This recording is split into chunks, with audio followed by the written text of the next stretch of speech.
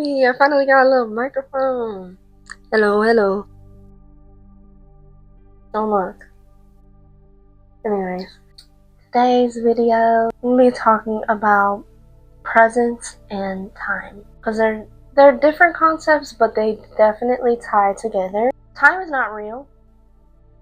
Time is a man-made construct just for us to organize our lives. It's not something that is set in stone.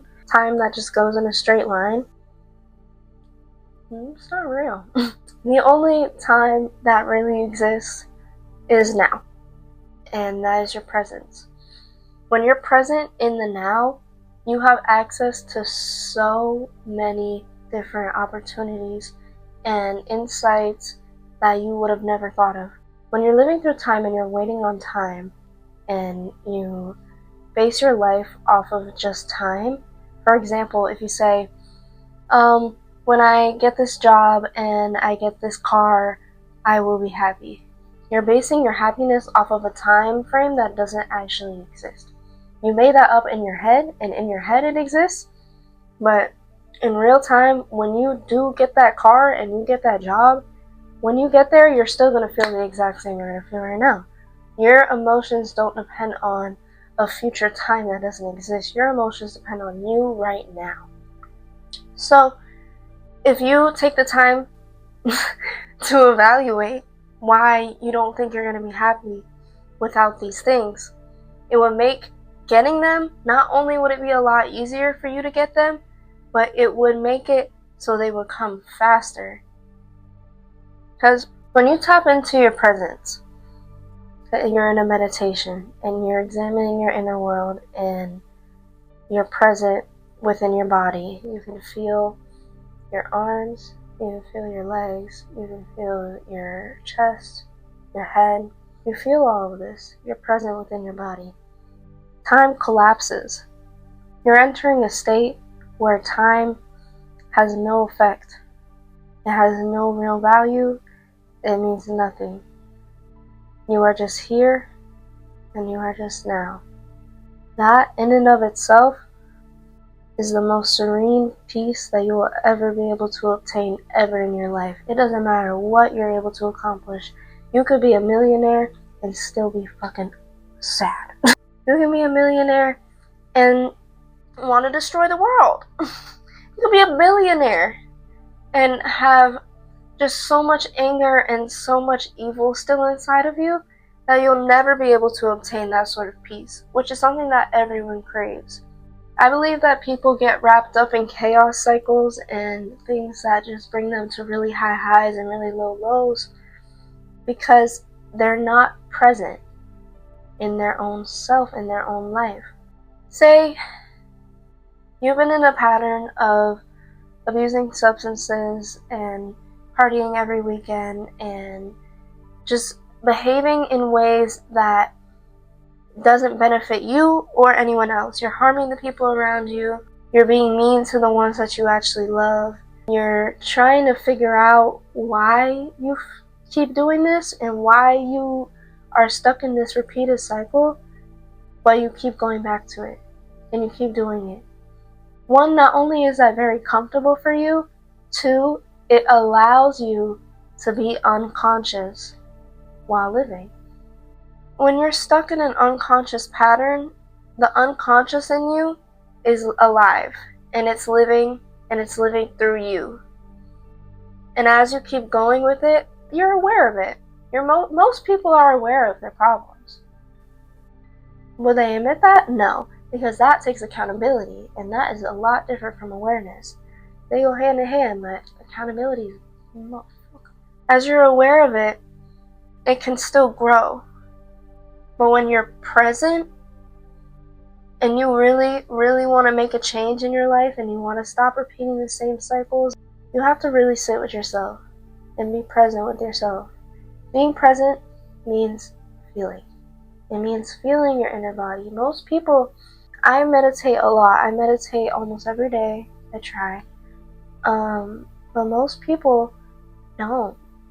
Most people don't do that.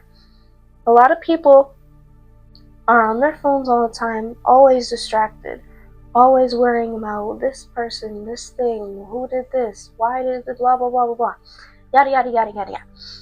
Instead of just sitting and coming back to yourself and looking at yourself and thinking, like in the morning, for example, when I do my morning meditations, it's normally affirmations because I know where I want to be in life and I know where I'm going, and I know that putting myself in that mindset of knowing where I'm going is going to get me there.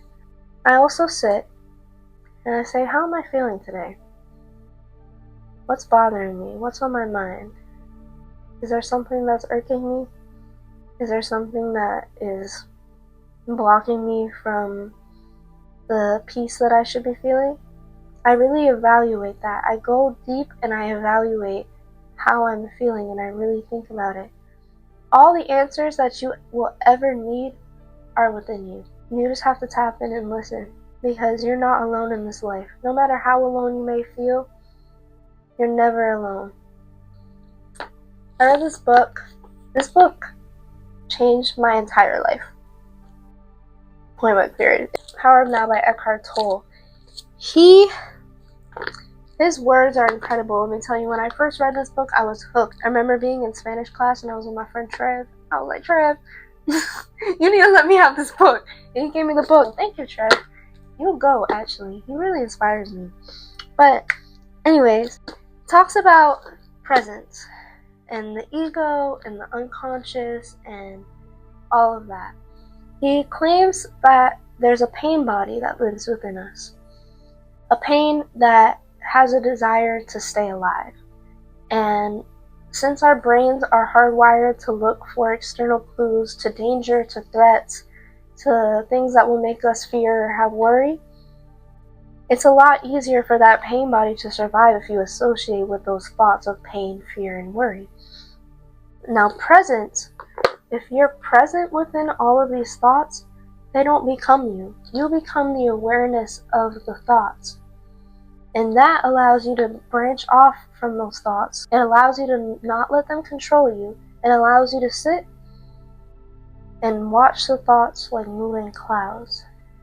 Rather than absorbing them, you're sitting back and you're watching them. And you're thinking, but you know that you are thinking. You are not your thoughts. That's a thought that really fucking tripped me out because no one tells us this information. So I lived so long just thinking I'm all the thoughts that are happening in my brain, and that's why I'm depressed, and that's why I do all these things, and that's why I indulge too much, and that's why I keep hurting myself in these same ways, because I believe that I'm the thoughts that make me do those things. But you're not. You're not at all. You just are. That's why the name on my account is I Am, because I just am. I just am. That thought alone gives you so much freedom to be able to just be. A lot of people don't know how to just be. There's always consumption going on. There's always drama that people indulge in. There's so much crisis going on in the world because people don't know how to just be. Imagine a world where everyone was free to be. We're gonna still have responsibilities, sorry. It's not just gonna be a world where we're just picking flowers and it's my fantasy for a long time, but you gotta sit down and really be realistic. Like, we have to have responsibilities in order for a society to actually thrive. But imagine people are willing to do that, and they can be. Now this goes on to my next thing that I really wanted to talk about. This made me excited. So, I was at work yesterday, and for a while, work was feeling so draining because I didn't like being there. I didn't like just being in a place that I work at McDonald's. And, it's the only job I have right now. So, I gotta work what I gotta work with. I was looking for new jobs like every day while I was on shift. I was just like, I kept looking and looking and looking. I was like, I need to get out of here. I need to get out of here. I wasn't present.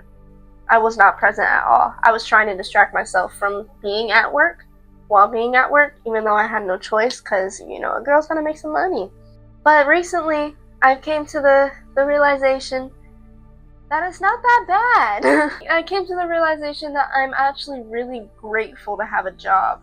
Because not having a job in this fucking hiring environment sucks. I have a job and I'm still trying to look for a job. No one was hiring me. I was like, okay. I was like, God, if you're not gonna give me another opportunity, I'm just gonna let it go. I'm just gonna let it go. I'm gonna give that power to you, and I have to accept it. So I've been at work. I've been accepting where I am. I've been at peace, really, because I'm not worried about getting out so bad. I'm realizing that I'm there for a purpose, and that purpose is building me up for my future. And knowing that, I can feel so much peace, and the time goes by so fast. You have more control over time than you will ever think, actually. I love when I reach the state of eternal presence because time literally dissolves. It dissolves in whatever you're doing.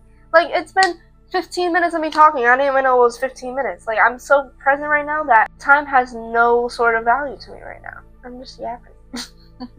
And that goes to show you that you are a lot more powerful than you really think you are. Truly. This was another idea in the book, okay? He talks about waiting. And he talks about the Bible, too. He talks about Jesus and how he was waiting like a noble servant. But instead of just waiting, he was present. So presence is a sort of waiting that doesn't seem draining, that doesn't rely on time. It's just a way of being, really. It's a way of being. The Bible also has a lot of references to consciousness. Like, the whole book is about consciousness. That's kind of controversial because I know a lot of Christians and they have, the church has their own ideas of the Bible, which I'm not Christian, so I really can't speak too much on. However, if you read the book and you really look deep into it and you get the references, it's like a riddle. It's talking about consciousness. Sins are factors of unconsciousness. Greed, when you're greedy, that's an unconscious behavior because you just keep wanting and wanting and wanting and taking and taking and taking. Presence is consideration. Presence is compassion. Presence is love. Because when you're acting in love and you are being loved, you are present because you are aware of the things going on around you, how they might affect you, how they could affect other people, and you act accordingly because your presence wouldn't allow you to act in a way that would harm anyone else and yourself. Presence is like embodying God and allowing that spirit to take over you, to lead you, to guide you, to be there with you, to protect you. Presence is everything. I mean that. Presence over everything. When you're present, you can't lose. When you're present, you make a better future for yourself because you are present right now. And you're only going to have a good future if you're present in it. You could have whatever you want in this life. You don't have to be present. Look at the people that are top dogs of the country. Look at people that are top dogs of whatever. People have success no matter what state they're in. But when you're present, your impact on the world is greater than one with the most success, the most fame could ever be. That's something that matters. That's something that you do with intent. And we need more of that in this world. Like, when I look back to days before getting into spirituality and being present and reading this book even, I was a wreck.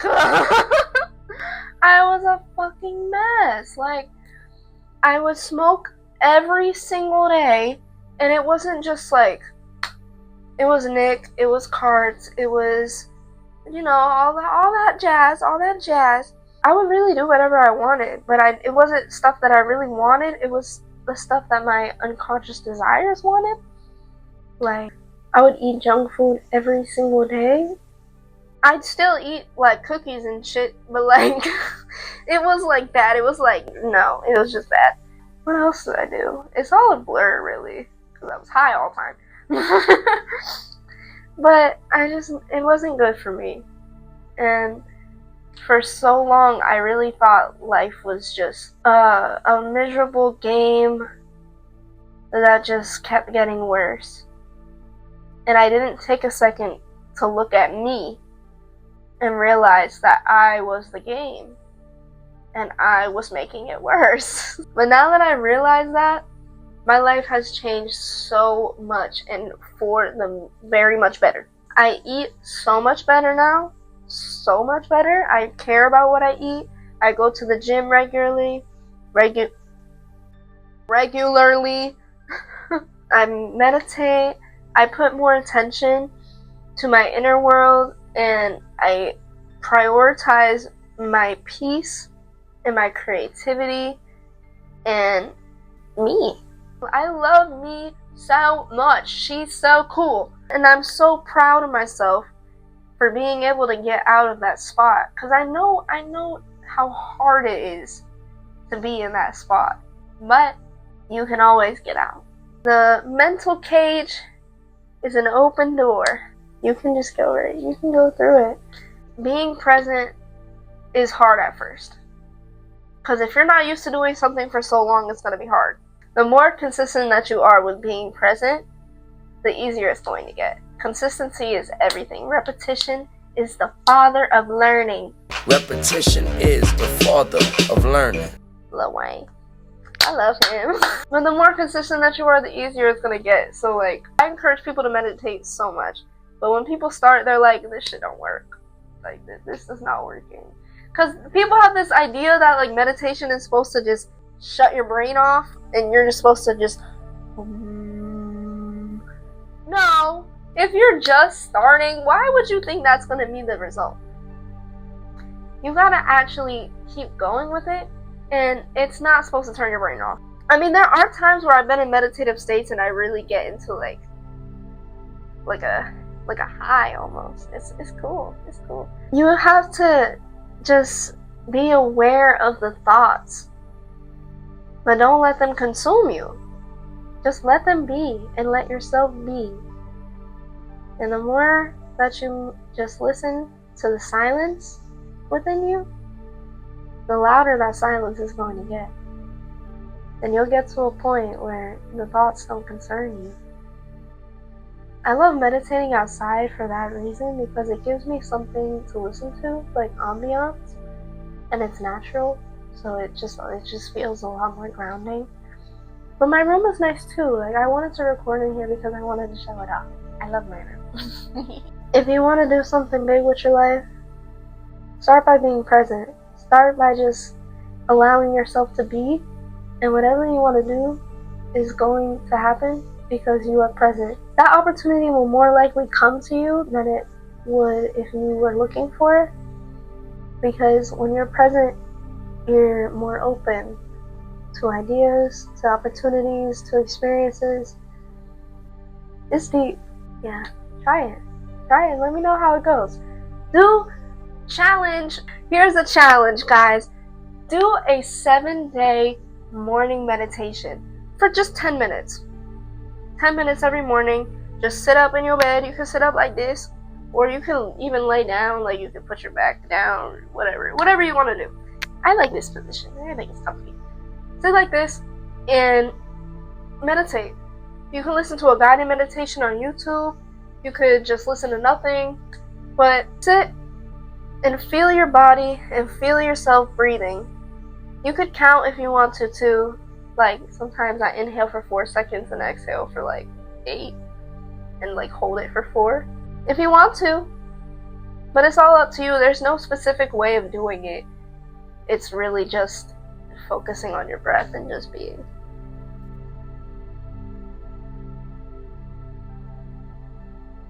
Just deep breaths. And then let me know how you feel. But be consistent and stay disciplined. It's not that hard. And it's definitely worth it because you deserve a magical life. Everyone does. Yes. Okay, but that's all I have for today. Thanks for watching. I'll be back. Stay tuned. I don't know what the next video is gonna be, but we're gonna find out.